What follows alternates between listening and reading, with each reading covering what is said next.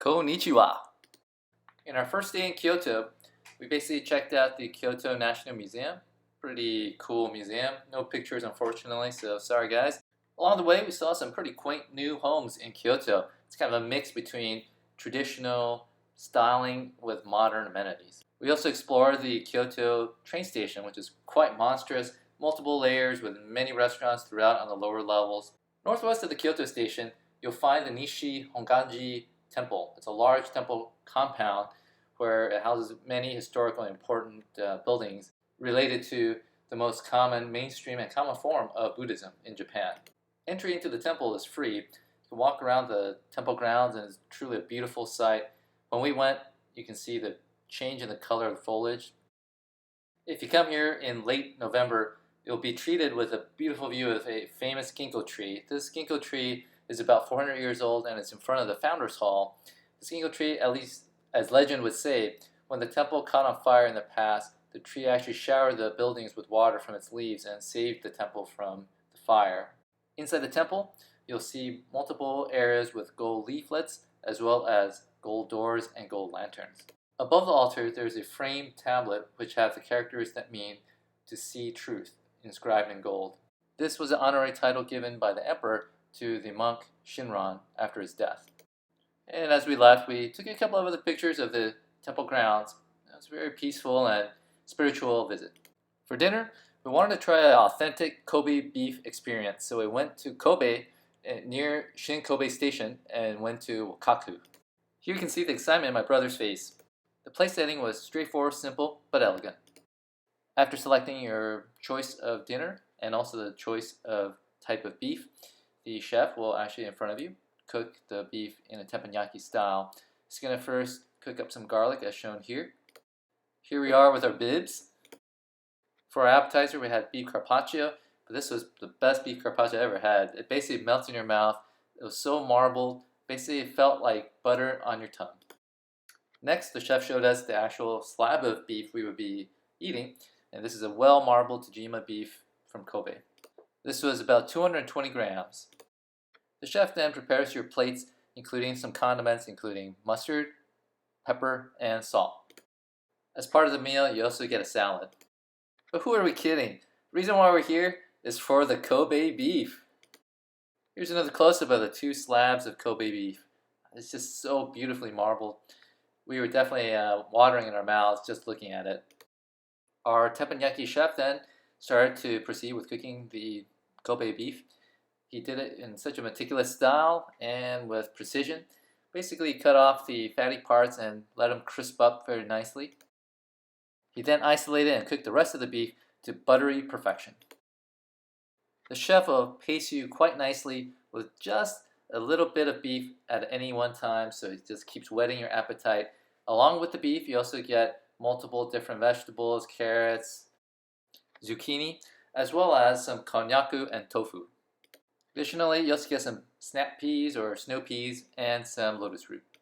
As the meal progresses, you go from more of the lean cuts of the beef to more fatty cuts of the beef, and this is mixed in with the rest of the vegetables.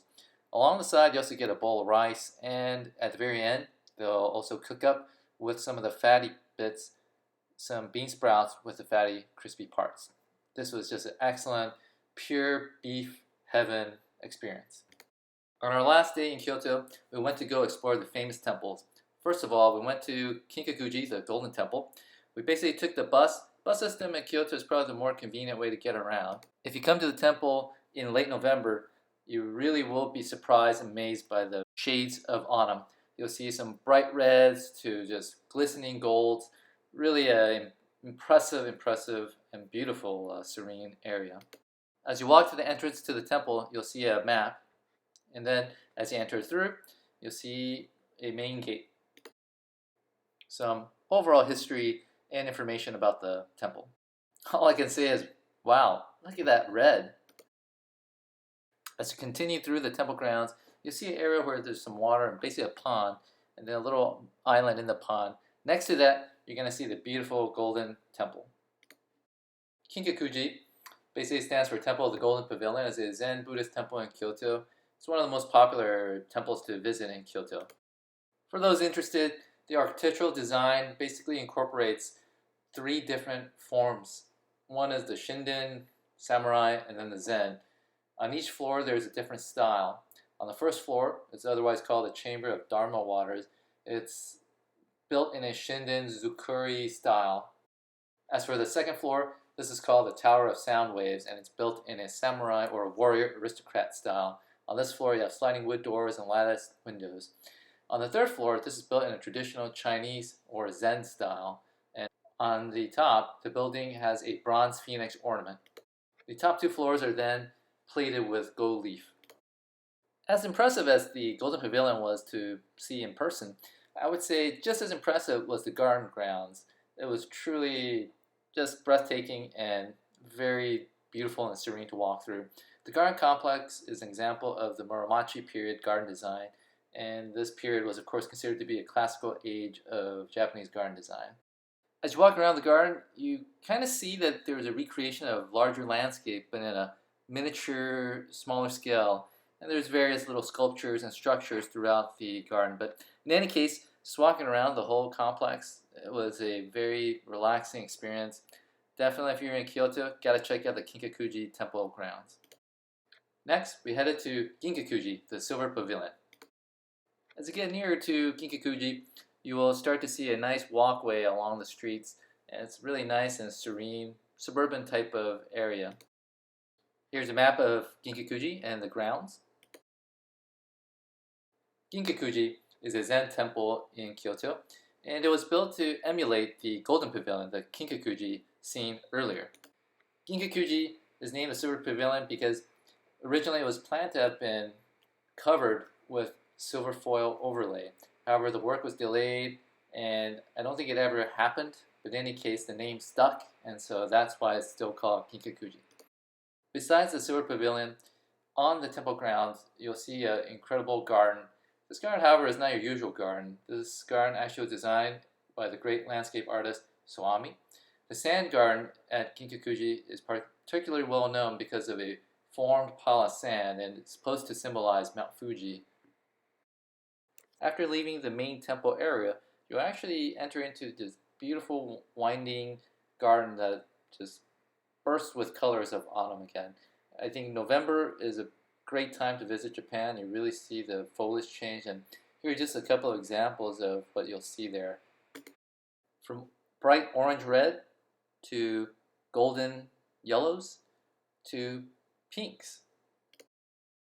As you work your way up the hill at the Ginkakuji complex, you'll get some beautiful views of the foliage as well as the pavilion itself. The last stop of the day was the Imperial Palace in Kyoto as well as the Imperial Garden. Here is a map of the complex. As we walked through the Imperial Garden, we arrived at the main gates and we joined a tour to take a tour through the Imperial grounds. Pictured here is an important gate. For state ceremonies, dignitaries would often enter through the Kenreimon, which is a cypress wood roofed gate with 4 unpainted wooden pillars. Another gate in the outer courtyard is the Kenshimon, which is in similar architectural structure as the Kenreimon, and basically another cool looking gate. As you enter into the grounds of the complex, the Shodai Bunama Pavilion is noted here. This is a waiting area for dignitaries or for people who are visiting the emperor. You're ushered into different anterooms based on your rank, and depending on the room, you have different pictures on the sliding doors.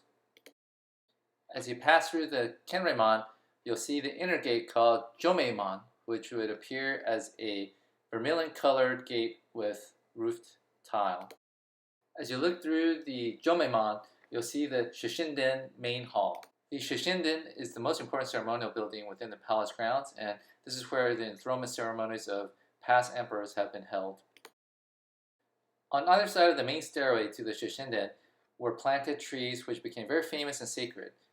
On the eastern side or the left side is a sakura or a cherry tree, and on the right or the west side is the Tachibana orange tree. In the palace grounds, you'll also see this building. This is the Shunkoden. The Shunkoden was constructed to house the sacred mirror, and the sacred mirror is one of the 3 very important ceremonial items for enthronement, for emperors essentially. The other 2 sacred treasures of Japan include the sword kusanagi and the jewel yasakane no magatama. They are actually housed, or thought to be housed, in different parts of Japan. Here we have the Cereal Den, which sits to the west of the Shishin Den. Essentially, it's where the emperor would conduct his personal affairs. Cool building. And here, I believe this is where the Taka Mikura is, or basically the imperial throne. This is where enthronement ceremonies were done. And of course, with every palace, you have to have a beautiful Japanese garden.